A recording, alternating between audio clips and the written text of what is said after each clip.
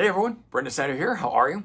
Thanks so much for joining me and welcome to another episode of New Music Finds, where I like to collect together all the different things that I've picked up over the past week, get it from different places like my local record store, but also online retail like Amazon, eBay, and more. Got a lot of different things for you here. I've got, 11 different CDs, a book, a box set, LP, so a little bit of everything for you guys. We're going to get into it here in just a bit, but before we start, if you're new to my channel and you haven't already hit the subscribe button, please do.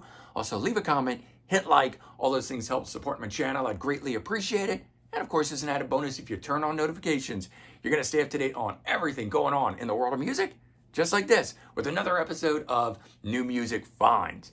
So this past week, October 25th, was a huge week of release, at least for me, man. I picked up 11 new releases here to run through with you guys. And we're going to kick things off with some of the stuff that you didn't already see me talk about. But brand new Doug Pinnick album, Thingamajigger. This thing is so good. King's X frontman doing, I believe, his sixth solo album. It's out on Rat Pack Records, a label that he and other various artists from the 80s continually use. George Lynch is always on that label. Good label for bringing us this killer kind of music, but I'm really enjoying this album. I have to say that after the long wait that we had for the last King's X album, which came out a couple years back, it just didn't really move me. It was a good album, but it didn't really move me, and it was kind of mellow and stuff. Not really what I was expecting to get after waiting so long. Now, I have to say I didn't have high hopes for this album here also. But right from the get-go, when I started listening to this, I knew this thing was going to be good. It rocks. None of the songs are around for that long. In fact, the album itself is only about 30 minutes, but it is so good. Each song just kicks. I'm loving it. So highly recommended. Check this thing out. If you're a fan of King's X or just looking for a good rock album, this is where it's at. Doug Pinnick, Thingamajigger.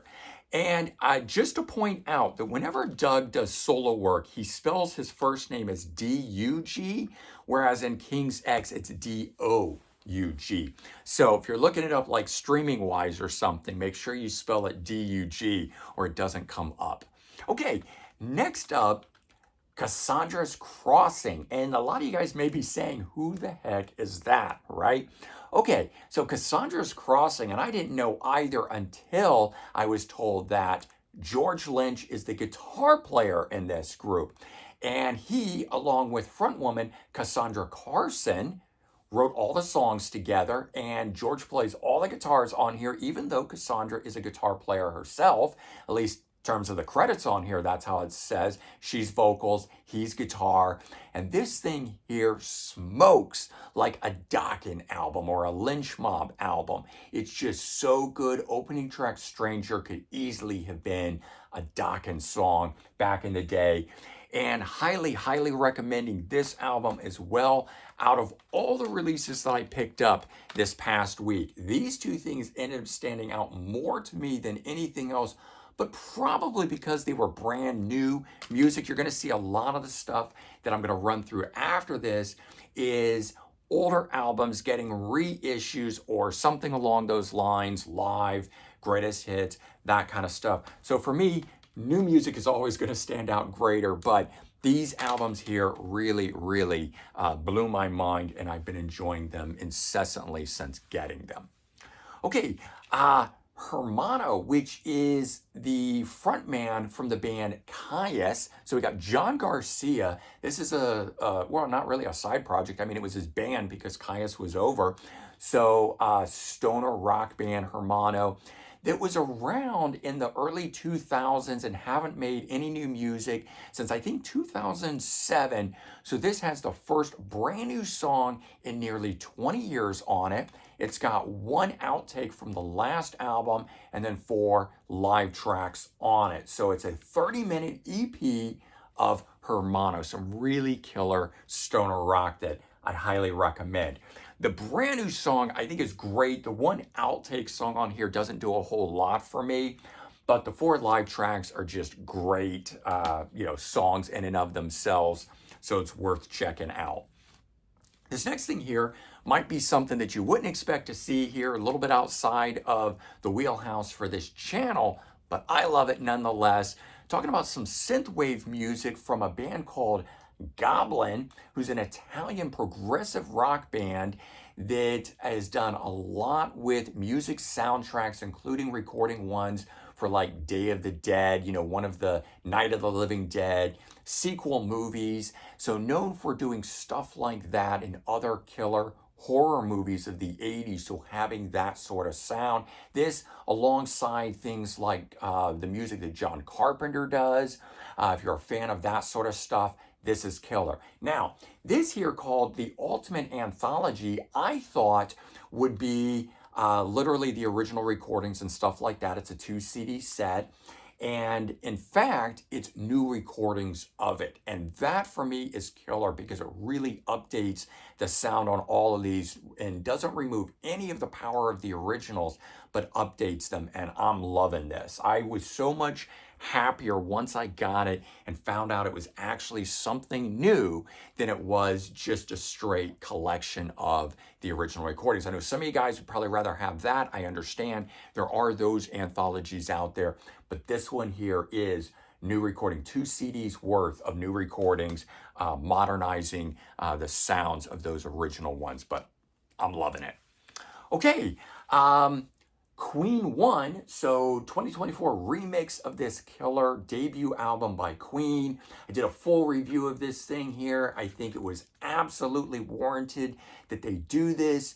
The increase in sound quality, the spatial dynamics on it, the power of the drums, all that sort of stuff made it worthwhile. If for some reason you haven't checked it out or done a comparison listen between it, this one blew me away when I heard it, and I would highly recommend it to all Queen fans out there to go check it out. I think you'll be pleasantly surprised at what, you know, better nuances that this recording has over the original.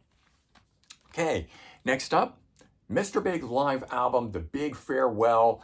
This was their farewell tour. The band is going out on a high note. They record the album Lean Into It in its entirety on here. So we kick off with 3 hit songs, and then we go right into all of Lean Into It, followed by an entire second disc worth of hits and things of that nature. This one here just being a 2 CD set, but they do make ones that either come with DVD or Blu-ray of the show itself, so you can get that.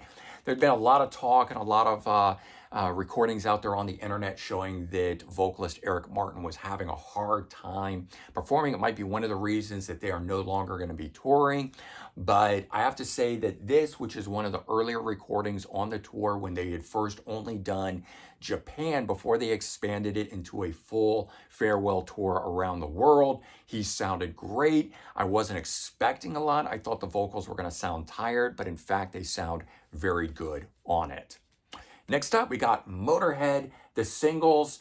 This one here, We Take No Prisoner, is the title of it, and it spans 1995 up to 2006, so 11 years, a little bit more than 10 years there for you, covering all of the singles released at that time. And what I like about it is the later stuff in their career. You know, I've heard all of those original classic things so many times. So for the band to focus on the later era of their career and give that some love, I think is a really cool thing. And this being the singles, it actually has the A and B sides that were released at that time, including even tacking on here a couple interviews that were part of those CD singles released. They're at the very end, which is nice. But otherwise, you get the A side, the B side, which also has single edits, live versions, things like that. So different stuff than just straight from the album, making it worthwhile to have in the collection. This next one, awesome. Tears for Fears. And this one here called Songs for a Nervous Planet. It's a double live album that came with 4 new studio songs. Now, unfortunately, I found out after I got this that I think it's Target that has an exclusive with a 5th studio song. And that just absolutely pisses me off because It's one thing to have an alternate cover or something else, but when you add an entirely brand new song, especially when it's limited to 4 to start with, we're not talking about a full-length album that has 10 tracks, then you add an 11th one. This is only 4, and I would have loved to have had the 5th one. And if you had 5, just make an EP. Don't sully it with the live stuff. Put out the live album, put out the EP. I don't know, man. But all in all, I was a little bit bummed about that. Don't know yet whether I am going to buy it for a second time just to get that one extra track. I probably will, because I love Tears for Fears that much, and I would much enjoy hearing that extra track on it. But right now, I've got this one, and those 4 studio songs that are on this kick off the album. So you get to hear those before getting into the live material. And the live material is great. I thought I would just be enjoying those studio recordings, but in fact, I ended up just continuing right through into the live stuff and enjoying it as it goes through the rest of the opening album on it. So the live album here turned out to be one that I actually really enjoyed as well. Next up, we have the brand new Pixies album. And this one here, The Night the Zombies Came. This is their first new album in 2 years. The last put out an album in 2022, which I absolutely loved. I hadn't been listening to the Pixies for some time at that point. That album came out and just reinvigorated my love for them. And I went back and bought a bunch of former albums that I hadn't bought over the years because I'd kind of fallen away from them. So I had really high hopes for this. And at least so far, this thing has not spoken to me yet. I do think that it has to do with my mindset, right? If you look at all the albums that I've talked about previous to this, most of the stuff is not in the same genre as the Pixies. So I'm going to have to be in the mood of the Pixies for this. I have a feeling that given some time on this, it's going to hit me just right. But unfortunately, it didn't do it up front. A little bit bummed about it because it was one of the ones I was really looking forward to. But then again, some of the other albums that I really wasn't looking forward to, meaning I was just picking them up because of who they were, the Doug Pinnick, the Cassandra's Crossing, even though I knew George Lynch was part of it, those ended up really speaking to me. So you never know when your musical tastes are going to be aligned with something or not, which is why I won't get rid of something because, some of you guys I know, if this album didn't speak to you, would turn right around and sell it and get rid of it. I'm putting it in the collection, going to hang on to it because it will speak to me at a later date. All right, the thing that I was looking forward to the most and did hit me just right was the new Whitesnake box set, Into the Light. I don't know why I was just about to say Into the Night on it, but that would have been a good title too. So the 3 solo albums that David Coverdale originally did, now remixed in 2024 to turn them into Whitesnake albums. So that's why you've got a Whitesnake titled box set called Into the Light that most of you guys would say, I didn't know that Whitesnake had anything called that because they never did. They have turned into, those 3 solo albums into Whitesnake albums today. They've enhanced them, embellished them, remixed them, and remastered them, all giving them that power. So if you're looking for essentially 3 new Whitesnake albums, you got a solo album from 77 and 78, and then a solo album from 2000, all of them turned into Whitesnake albums. So yeah, man, you want to get that bluesy hard rock sound from the original era of the band featuring Mickey Moody? You got 2 albums of that on here. If you want to hear what Whitesnake would have sounded like had they been a band in 2000, you can check this out with guitar players like Earl Slick on it and Marco Mendoza on drums. You got some really cool backing musicians that could have had that emphasis of a Whitesnake name behind them, but didn't. That's all on here now. There's some cool bonus stuff. I've done a full review of this. I'll leave the link in the description. You can check that out. And then this is something that I didn't know was coming out. And if it wasn't for people like Anthony Coviello at his store and Sound Exchange posting things on Instagram, and if you guys don't follow him, you can find him under the store name of Sound Exchange. But he thumbs through LPs and stuff like that, showing the new releases. And even though I'm there all the time and we're friends and stuff like that, things slip under the radar for me any number of ways. But I found this. a Yes LP called Singles 2, and I already have Singles 1 that was released last year, and it was the same thing. I didn't know about it until I saw a digital version of that album. And right now, no digital version of this yet. Hopefully, there will be one. But Singles 2, collecting together an array of singles, first time on vinyl, things that come in, it's got mono edits and different edits and long edits and stuff like that on here, but spanning everything from all the way at the beginning all the way up through the early 90s are on here. Basically anything that's on the Atlantic, and which Rhino Records is also part of, but the Atlantic label time era of the band is making it. So it's a single disc album of cool single versions of Yes songs. If they were available on CD, I'd buy the CD, but the way that I basically choose how to pick up my vinyl is based on when there's no CD edition, I buy it on vinyl. And since I already had the first one, I was really glad to see this. And it was very cool that I saw Anthony thumbing through it and then was able to turn right around and go pick it up, not expecting that in any way, shape, or form. While we're talking about Anthony's store, he's having a killer sale on all the books that are in the store for $10. And I found this Glenn Hughes biography that he co-wrote along with Joel McIver. And it's got a foreword in here by Lars Ulrich of Metallica. And in fact, I didn't even know that he had a book out.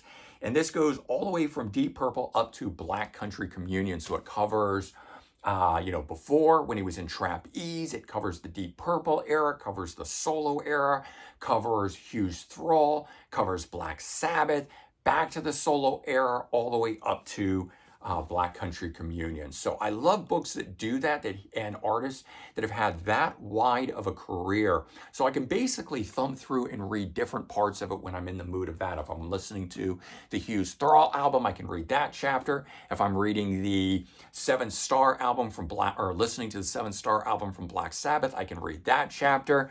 But all in all, cool book. On sale, I think all books in there are $10 a pop. So what was a $20 book, I ended up getting for $10, and it was still sealed in plastic from when they originally brought it in. I know most books don't come that way. Don't know if it was sealed to start with or not. I know that like if I get one from Amazon, it comes sealed. If you go to like a Barnes and Nobles or something, they're not sealed. So don't know if when it was shipped to the store originally, it came that way or they sealed it themselves. But all I know is that it was a crisp, brand spanking new book, and I've been enjoying that.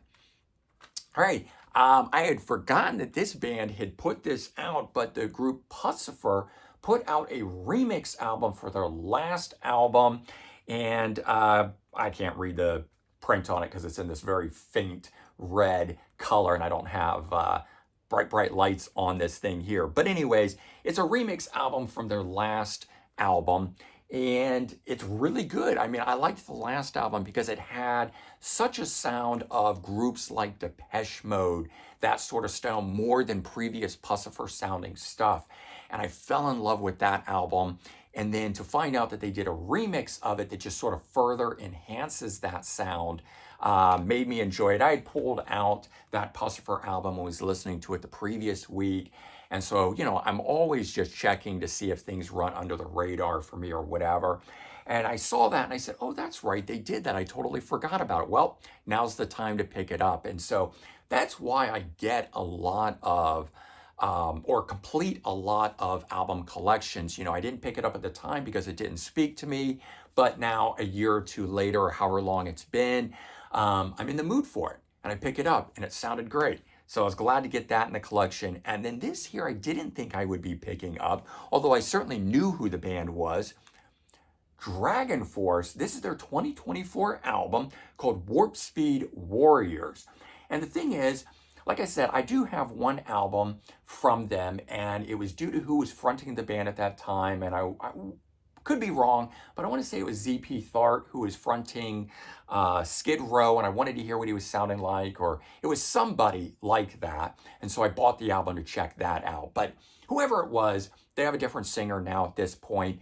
But the person that's in here that made me want to check this out was the newest bass player in here, which is the girl from Vigil of War.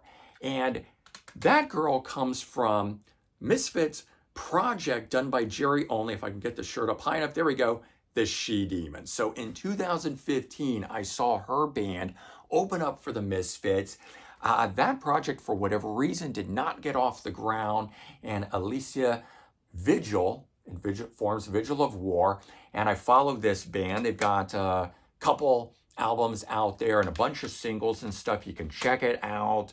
And the lead singer came from a group called Diamonds, but Jerry Only basically put together a cool all-girl band to sound like the Misfits.